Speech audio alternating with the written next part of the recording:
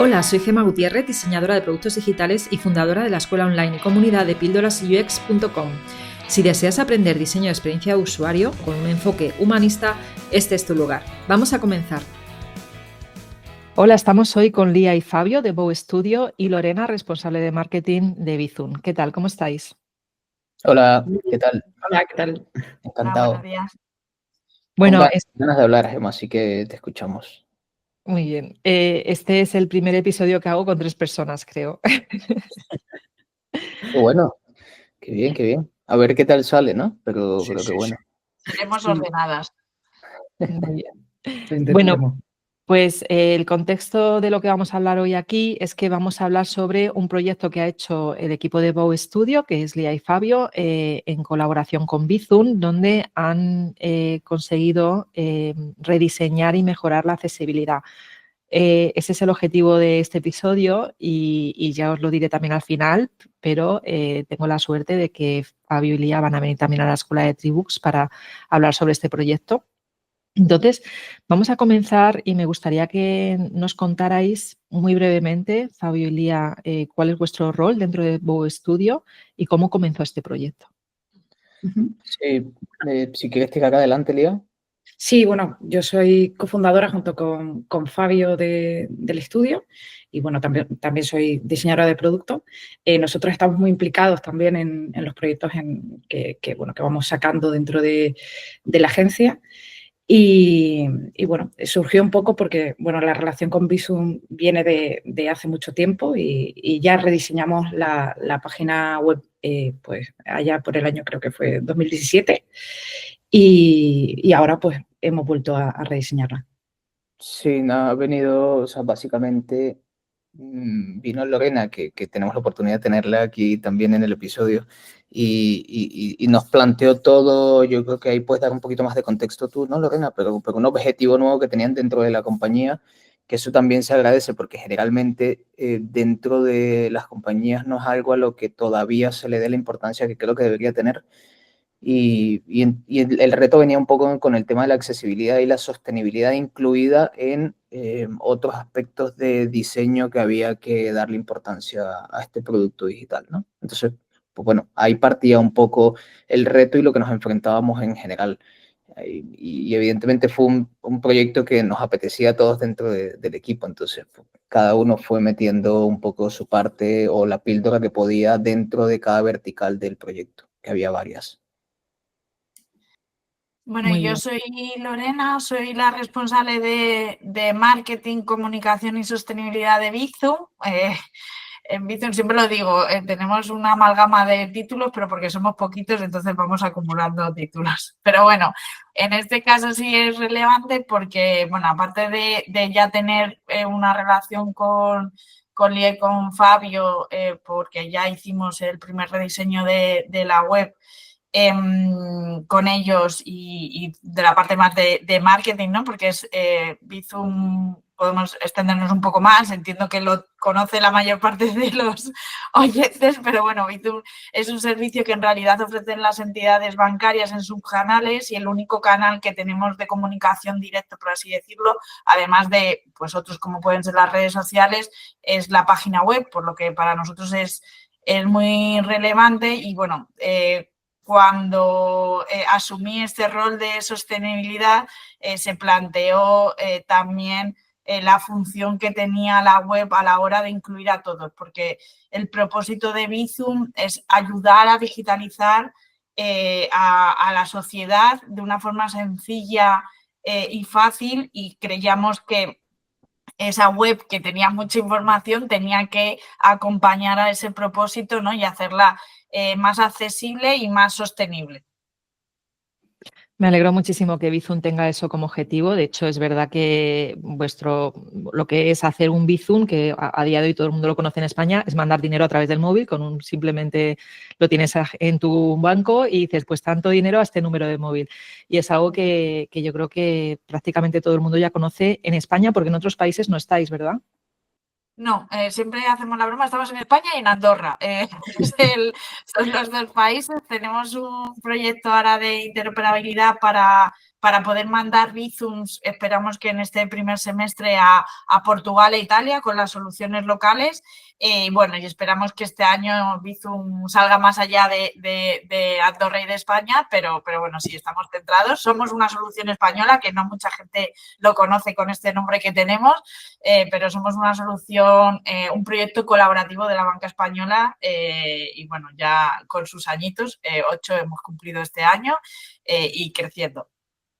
Claro, es que de hecho ahí con lo que comentas, Lorena, yo creo que una de las cosas interesantes que por lo menos a nosotros nos pasa con otros productos en general u otros proyectos que hemos atacado es que con todo y que está centralizado de forma local y es solo un país, por decirlo de alguna forma, el que actúa aquí, eh, es uno de los proyectos con los que más usuarios nos hemos enfrentado a la hora de atacar esto. Entonces, claro, no es lo mismo cuando de repente te enfrentas a un proyecto en el que vas a cambiar cosas y sobre todo cosas tan grandes como era el objetivo que había en este nuevo proyecto. No es lo mismo cuando te enfrentas a 100.000, 200.000 usuarios o muchos países, pero con una masa mucho más baja de usuarios, a que de repente lo hagas mal con 30 millones de usuarios. No sé cuántos son ahora, Lorena, he perdido la Ahora cuenta. terminaremos el año con 30, ahora mismo somos 28 millones y medio de personas las que utilizamos Bizum. Para que nos hagamos una idea, es el 60% de la población en España ya utiliza Bizum, que siempre, y creo que es relevante también con el propósito y con la motivación de este cambio de la web. Siempre se nos asocia a un público muy joven o muy digitalizado y estamos llegando a segmentos de edad muy adultos. Evidentemente, la población más joven, pues prácticamente toda tiene Bizum. Y cuando digo población más joven, digo hasta los 44. A partir de esa edad es verdad que la penetración es menor, pero es muy grande y seguimos creciendo. Entonces, ese reto también de incluir a todos, porque nuestra preocupación es que toda la sociedad se sienta incluida y que puedan acceder a nuestros servicios y hacer un buen uso de ellos. Claro, de hecho ahí venía la importancia también de, por ejemplo, pudimos tener datos desde el inicio y eso jugaba a favor de una forma exponencial porque eso nos permitía también saber, quitando que cualquier pequeño cambio que hiciese afectaba a una cantidad de millones de usuarios que te asusta, porque no deja de ser de así, dices, ostras, tengo que medir cada cosa que hago, pero quitando eso, luego una cosa en la que sí basábamos muchísimo las decisiones era en toda la data que teníamos detrás, que por lo menos podíamos tener data, ¿no? Porque al principio en el primer rediseño de la web que pudimos enfrentarnos, pues uno de los objetivos era meter mucho, o sea, que pudiésemos recoger mucha data y eso nos permitía tomar decisiones para este segundo cambio, que menos mal que lo hicimos al principio. Entonces, en base a eso ya ibas tomando decisiones que ya sabías que si algo salía mal, venía meditado y venía consultado de unos datos que ya tenías detrás, que entonces el cambio que tendrías que hacer tendría que ser en base a otras hipótesis, ¿no? Y eso, por ejemplo, jugó mucho a favor en esta parte de este proyecto, porque tú piensas que lo que decía Lorena, lo importante era que el sitio pudiese ser accesible y ya cuando hablamos de accesibilidad no solo nos referimos a discapacidades visuales en general, sino hablamos de una accesibilidad general. Es decir, que una persona que no entiende cómo navegar dentro de un producto digital de cierta manera o que puede tener ciertas acciones, como ampliar la tipografía y no porque el ordenador o tu móvil lo tenga por default, sino que dentro de la web lo puedes hacer, que eso sea accesible para una persona mayor que no entiende cómo llegar a ese tipo de menús o ese tipo de acciones, ¿no? O sea, había como retos más allá de solo temas de discapacidad visual, que es donde muchas veces se centran en algunos proyectos que nosotros hemos atacado, ¿no? Eso estaba guay. Era una cosa como un reto difícil. A ver, es verdad que facilita mucho que esta propuesta venga de parte de la marca, ¿no? Porque a veces también tienes que hacer un poco de evangelización, un poco, ¿no? Con algunas marcas, con algunos productos de esto y cuando viene ya por parte del cliente, pues, hombre, es mucho más fácil la labor porque todo ese trabajo que vas a aplicar, pues ya, ¿no? ya lo has decidido de forma conjunta, ¿no? Claro, totalmente. Es que esto era una tarta de queso. No digo caramelo porque me gustan las tartas de queso. Esto era una delicia. Era como llegaba y decías, ostras, qué guapo. Sí. Pero, vale, son 20 y tantos millones, hay que hacerlo con cabeza. Sí, o sea, yo por poner el otro lado también, aunque viniera de la marca, era un reto muy difícil porque buscábamos al principio referencias o ejemplos y no había nada similar a lo que yo me imaginaba en mi cabeza cuando estaba en el proyecto, y ahí, bueno, todo el equipo ya son años de confianza y de conocernos, pero fue la forma de que Lía y Fabio pudieron expresar lo que yo tenía en la cabeza y recoger todas mis inquietudes era importante, porque es eso, no estábamos trabajando con ninguna referencia en concreto y era un reto muy importante, más allá de que sí, que teníamos todo el ánimo de impulsarlo y remar a favor, fue un reto muy relevante para ellos. Sí, hay también una parte, también mucho de investigación, ¿no? Esto que dices, Lorena, en la que colaboramos todos como equipo y fue bueno, la base del proyecto, básicamente. Sí, Muy bien.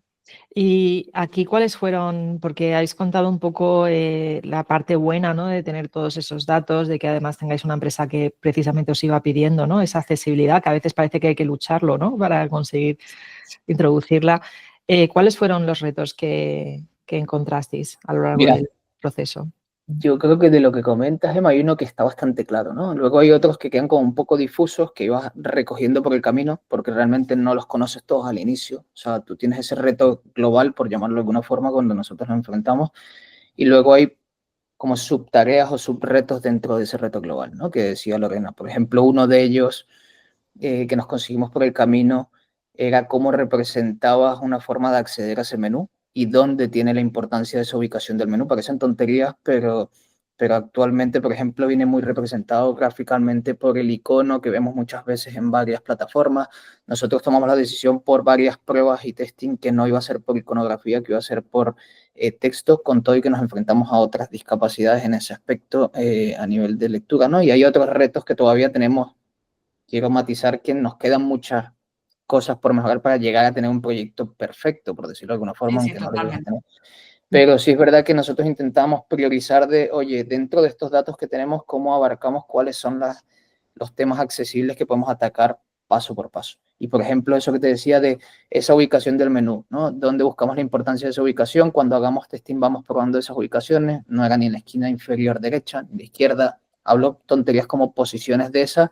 Juguemos hacia el menú donde generalmente van los menús para ver si es la búsqueda más rápida que tienen, aunque alguien, por ejemplo, a nivel de lectura no perciba primero la parte escrita, sino la iconográfica, cuál es la que jugamos para que tenga esa relevancia, luego qué pasa si más adelante mezclamos y jugamos un poco. O sea, todas esas decisiones se han ido también como incorporando como pequeños retos, ¿no? Pero yo creo que el más grande al principio y el más común que pueden tener todas las marcas, y nosotros estuvimos buscando formas de resolverlas, era, por ejemplo, Bizum tiene un color principal, el de la marca, que es complejo porque no pasan los rangos de accesibilidad, ¿no? Que es el azul que tenemos en la marca, o bueno, que tiene el equipo de Lorena en la marca. Y ahí era un poco el reto de, vale, si ya partiendo de la base en que tenemos este problema, pero no podemos modificar toda la marca Vision porque tiene una fuerza detrás y complejiza muchas más cosas a nivel en general, de compañía. ¿Cómo hacemos que pueda convivir otro o de qué forma podemos hacer que conviva en la accesibilidad, ¿no? Y ahí pues, planteábamos cosas, y una de las soluciones que conseguimos al final, que también aplicamos a muchos proyectos a día de hoy, es convive algo tan básico como el color, convive un color que es el color de la marca, ¿no? Que en este caso es el blue brand de Visum, y luego convive un color que es un blue AA, por decirlo de alguna forma, ¿no? O es azul AA, que es el que se aplica en términos importantes dentro del producto digital, donde tiene que cumplir la accesibilidad porque lleva acciones, porque lleva contenido importante, porque lleva, o sea, en el sistema de diseño se prioriza dónde ese color da uso a el soporte del contenido, de acciones de botones, de componentes complejos que tienen que tener una buena lectura, etcétera, etcétera, ¿no? Y eso, por ejemplo, era un reto de prueba, ensayo y error, y definirlo en el sistema de diseño primero, incluso definir en la arquitectura de la información dónde estaban esas acciones importantes. O sea, todo viene como muy de atrás y luego iba reflejando en el diseño, ¿no? Y termina estando pues, en el típico sistema de diseño de de tu Figma, que luego también se eleva hacia desarrollo, que desarrollo también lo dejaba para que el equipo de Visum, cuando va a implementar cosas, ya lo tenga igual que está en el sistema de diseño en Figma, metido en la parte del back office del equipo de Visum. Entonces ese reto era como, ¿de qué manera hacemos que el color siga existiendo? Porque no lo podemos eliminar, pero conviva con un soporte que sí te cumpla los términos de accesibilidad necesarios, ¿no? Que en este caso buscábamos, aunque sea que fuesen los mínimos. Y ahí es donde entra a definirse una nueva paleta de color, por ejemplo, pero que no deja de convivir con la paleta anterior, ¿vale? No suplanta esa paleta, no la deja a un lado por completo. Otros retos creo que podrían ser, por ejemplo, terminologías o taxonomías que utilizábamos dentro del producto, ¿vale? Que eran cosas que nos conseguíamos. Por ejemplo, hubo que hacer ciertos cambios en contenido y ciertas cosas. Al final, ese contenido también adaptarlo a ciertas formas o formatos de los textos, para que no utilizábamos en ningún momento textos a pantalla completa, alargados completamente. ¿Por qué? Por la dificultad a nivel de lectura que da la accesibilidad en ese aspecto. Para que fuese más accesible, juegas con reducir campos de texto para que parezca que hay menos texto. Eso genera más facilidad de lectura en los textos, etcétera, etcétera. O sea, como en cada detallito que te ibas metiendo, ibas consiguiendo cosas. Había otro reto que nos conseguimos a nivel de diseño, que era, una vez tenías toda la estructura, jugamos con un diseño modular. Esto es algo como muy típico, ¿no? Ir a un diseño modular porque lo puedes crecer, pero cuando me refiero a modular me refiero más a, nos dimos cuenta que al ser un producto muy informativo, porque aquí los objetivos, cuando alguien convierte aquí, no es una conversión de hago una compra de un producto, es una conversión distinta. El producto de Visum se basa en, yo vengo y busco información porque no he generado un Visum bien, porque no sé cómo dar de alta mi Visum en mi banco. O sea, las conversiones son distintas, son más informativas y son complicadas de medir y complicadas de que no generen una incidencia, que es la mayoría, es otro reto que tenemos dentro del proyecto. Claro. Que aquí la parte de, o sea, cuando un usuario está satisfecho es cuando no genera una incidencia, por decirlo de alguna forma. Sí. Y evitamos que el equipo de Visum tenga una sobrecarga de incidencias. Entonces, claro, aquí jugabas con, dentro de esto, ¿cómo hacemos que sea accesible la información? Y eso jugaba entre este diseño modular que estuvimos planteando, que al final lo que hace es separar mejor las secciones, hacerte entender que cuando estás leyendo un contenido va dirigido ese contenido a esa sección en la que estás, y que si cambias más abajo, cambias de foco completamente y estás buscando otra cosa. A eso nos referimos con diseño modular, un poco, ¿no? No tanto que sea escalable, sino cómo se trabajaron los módulos dentro del producto digital. Y eso sí partía de la base de también arquitectura de la información, cómo tiene que ir dividida la información realmente y que el contenido tenga sentido, y luego que el diseño plasme un poco esa base. Bueno, he dicho como varios pequeños retos que nos hemos consiguiendo a nivel de diseño, ¿no? Supongo que Lorena tendría muchos más detrás.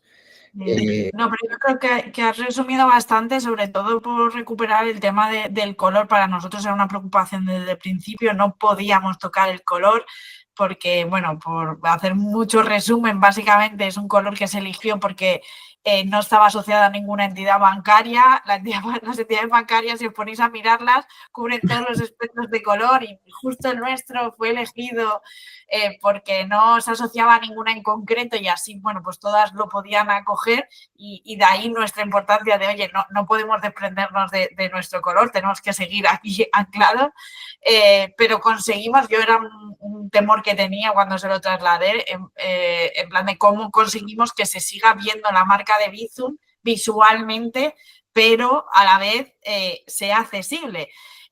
Yo creo que el resultado ha sido muy positivo en ese complemento de paleta de color, que lo que decía Fabio, se ha llevado más allá del entorno de la web. Es algo que ya nos afecta a nosotros en todos nuestros productos y servicios y cómo comunicamos a los clientes finales. Y luego también la parte de modular del diseño, ya desde un punto de vista de nosotros como compañía y las necesidades que tenemos de contar toda la cantidad de información que tenemos y de ir actualizándola, para nosotros era muy relevante que fuera lo más manejable en el futuro posible, ¿no? No esto de la escalabilidad, como decía Fabio, pero sí que fuera manejable y que no se convirtiera eso en un compendio de cosas que si tocabas algo se fuera a fastidiar todo, ¿no? Y yo creo que hemos llegado a un punto en el que, bueno, pues generan su función, ¿no? Son informativas y además nos permiten mucho adaptarnos al día a día y no es una web que haya nacido muerta, sino que está muy viva y que puede seguir asumiendo la información que vamos generando. Yo creo que son los dos principales que nos surgió a nosotros desde nuestro lado como cliente. Totalmente. De hecho, hay una cosa de las que comentaba Lorena que es interesante, que es si te fijas en el producto digital a nivel de diseño, por ejemplo, las imágenes siguen estando planteadas con, voy a ponerle un nombre, ¿no? Con figura y fondo, por ejemplo. Hay unos elementos detrás de la imagen sobresale de esos elementos, parece que está superpuesta. Eso tiene ciertas razones, más allá de llevar la marca a que se siga viendo en la imagen, tiene razones como, por ejemplo, cuando planteamos el menú de accesibilidad, planteamos que ese menú fuese escalable. ¿Qué significa? Al principio lo planteamos con una cantidad de cosas que queríamos y dijimos, ¡buah! Guapísimo. Y después tuvimos que empezar a quitar porque vimos que en desarrollo iba a ser una locura todo esto y dijimos, ostras, y además estos son muchos next steps, ¿no? Y uno de ellos, por ejemplo, de ahí vienen, por ejemplo, el tratamiento de imágenes, que es poder hacer en un futuro, poder eliminar, por ejemplo, comportamientos en las imágenes. Si te genera algún tipo de molestia cuando estás navegando, las animaciones que hay detrás con los fondos y solo quieres ver imágenes, pues nos llegamos a plantear en su momento qué pasa si en el menú en un momento quitamos animaciones para que alguien que tenga una leve molestia con ese tipo de comportamientos, pues pueda eliminarlos, ¿no? Y pueda trabajar una personalización que es otra de las tendencias a las que vamos en diseño en estos años. Pues personalizar tu producto de manera que tú te sientas cómodo, sobre todo en un producto en el que vas a buscar información, que tienes que leer, que tienes que pasar rato en el producto. Entonces, de ahí viene también esos tratamientos que se pensaron desde el inicio de vamos a diseñarlo de esta manera, porque si en el menú de accesibilidad, que es la prioridad de este proyecto, se tienen que eliminar las imágenes o se tiene que eliminar el fondo y las animaciones, que puedan convivir por separado, por ejemplo, pero que cuando estén en conjunto parezca que está integrado y que está hecho a posta, ¿no? Todos esos eran un poco los retos que si te fijas, son retos que vienen realmente de la parte de accesibilidad. O sea, no son retos que hemos dicho, pues a nivel de diseño nos inventamos esto. Es porque en la parte de accesibilidad creamos como un menú muy tocho al inicio y dijimos, podemos plantear todo esto. Vale, es que entonces desde el inicio hay que diseñar esto sabiendo que esto va a suceder en un futuro, ¿no? Y vamos priorizando un poco. Me encanta que hayas dicho el tema de las animaciones, porque es verdad que cada vez más páginas web tienen animaciones y si no se tiene en cuenta el que se pueda quitar a nivel de configuración del navegador y cómo se va a visualizar después que se quite esa animación, es verdad que la experiencia puede bajar muchísimo y al tenerlo en cuenta habéis conseguido que se mantenga una buena experiencia, ¿no? Que es muy importante. Justo, de hecho nos preocupaba que estéticamente, o sea, no tiene por qué ir desalineado o que no vaya de la mano, que tú tengas una buena estética en tu producto. Entendamos cuando digo estética, en este caso sí es visual, ¿no? Y que a su vez puedas tener un producto accesible y que cuando quites cosas, tu producto no tiene por qué ser horrible a nivel de tanto estético como de navegación, como a nivel de estructura. Entonces, era un poco lo que intentábamos trabajar de, joder, si llega el momento en el que alguien quita las imágenes, en el que alguien quita las animaciones, en el que alguien agranda la tipografía y está como haciendo algo con tu producto que te puede poner nerviosísima o nerviosísimo cuando estás diseñando, que realmente cuando eso suceda tú digas, ostras, pues se sigue viendo bien y sigo entendiendo el producto y está estructurado y puedo navegar en él a gusto, ¿sabes? Eso es un poco lo que buscábamos en realidad cuando venía el reto de todo esto y por eso el tema de la modularización que estábamos hablando, ¿no?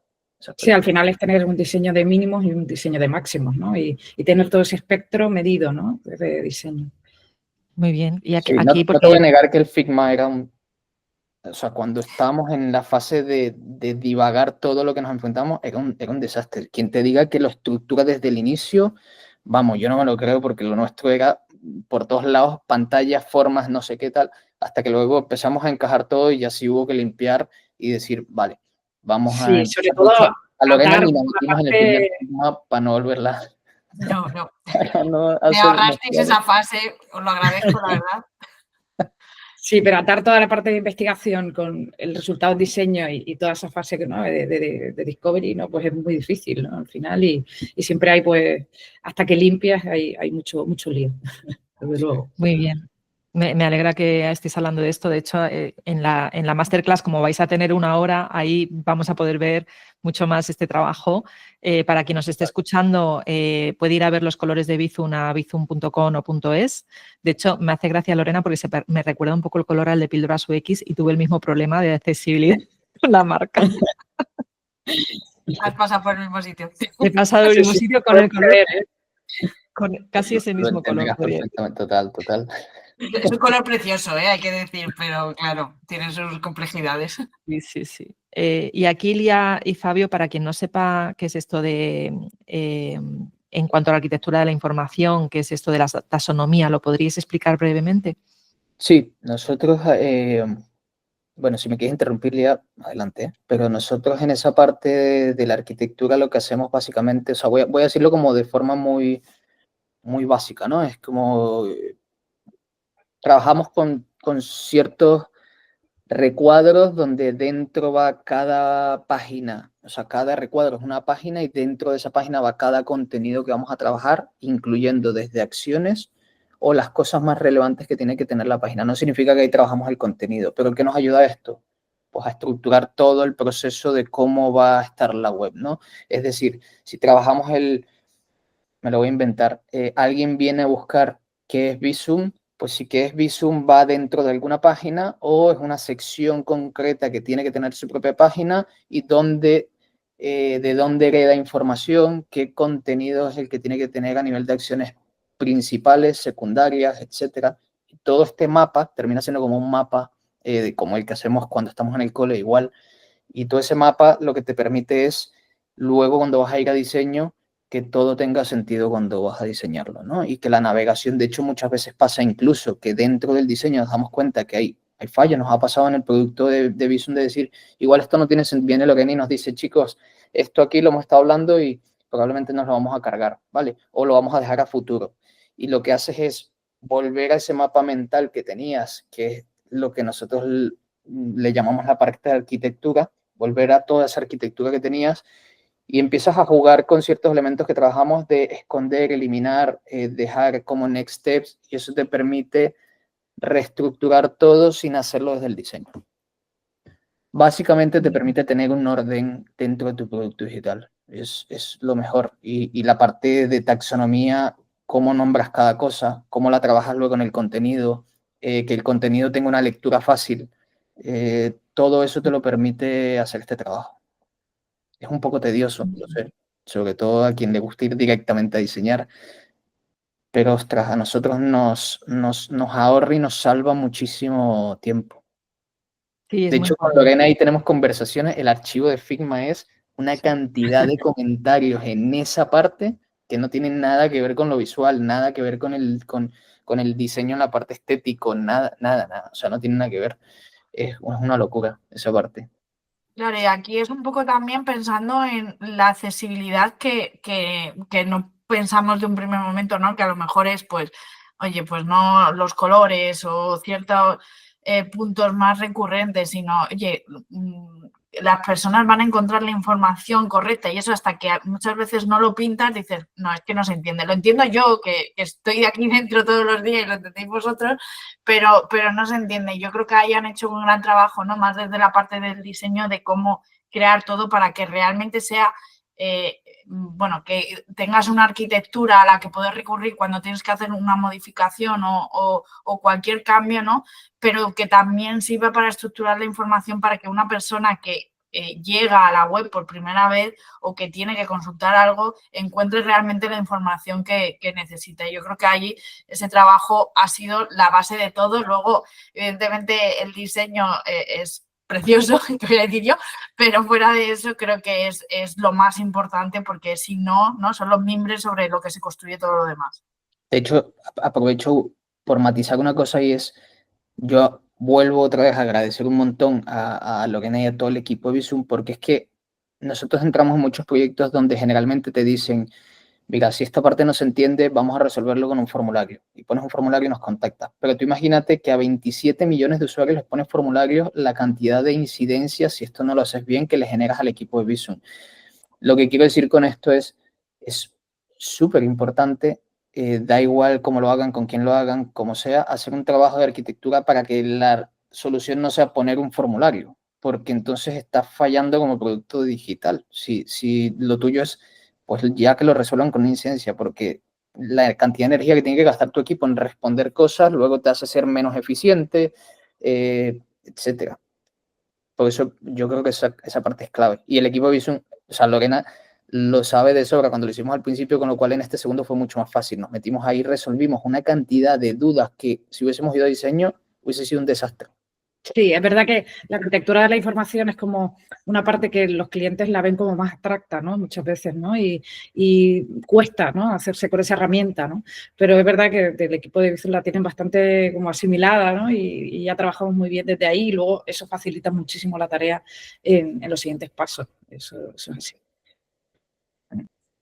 Totalmente. Claro, Bueno, sobre pues todo, perdón, que simplemente por complementar, o sea, pensad que además no es que sean incidencias que nos llegan a nosotros, es que son incidencias que llegan finalmente al banco. O sea, imaginad todo lo que realmente se produce de información y la frustración por el camino que generamos a las personas que están intentando consultar o resolver una duda. O sea, que va mucho más allá el impacto que se logra, ¿no? Y yo creo que por eso somos tan conscientes, porque lo tenemos también muy en el día a día, de resolver todo para que se pueda resolver sin que tenga que llegar al banco o sin que tenga que hacer 400 pasos el cliente.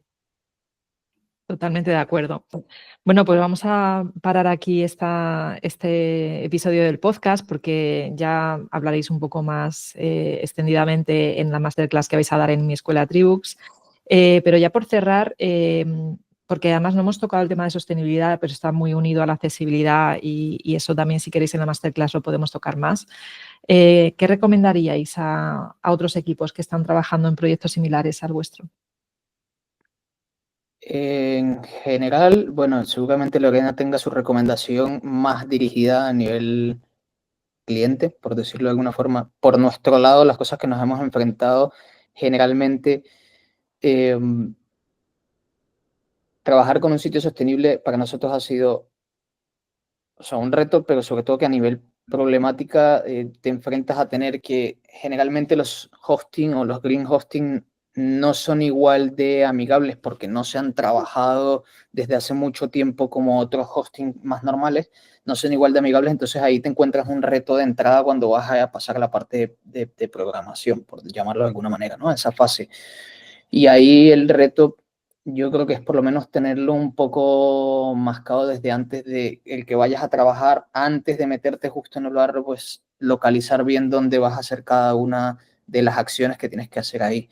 Y luego, previo a eso, nosotros es verdad que hicimos una documentación, a ver si algún día podemos compartir ese documento, porque hicimos una documentación junto con Lorena de varios hostings y que a nosotros es una cosa que nos pareció primordial para elegir un hosting sostenible, con qué energías trabajan, realmente qué es lo renovable que hay detrás de ello. Esto significa, pues, por ejemplo, si incluso para la compañía utilizan coches, que los coches sean renovables. O sea, a ese nivel llegamos como a un punto de ver qué había detrás de la compañía y en base a eso elegimos 3 hostings que eran los como para nosotros los cabeceras, ¿no? De los que mejor estaban haciendo las cosas a nivel de energías renovables, no solo digital, sino físicamente. Para mí eran las dos cosas claves para poder elegir un sitio en donde alojar el tuyo. Y luego, a nivel equipo, es verdad que minimizamos todos los esfuerzos en este proyecto. Es decir, ¿a esto con qué me refiero? No que metimos pocas personas o que fuésemos pocos trabajando, sino que archivos lo dejamos todo como muy bien organizado, intentamos gastar la menor energía posible.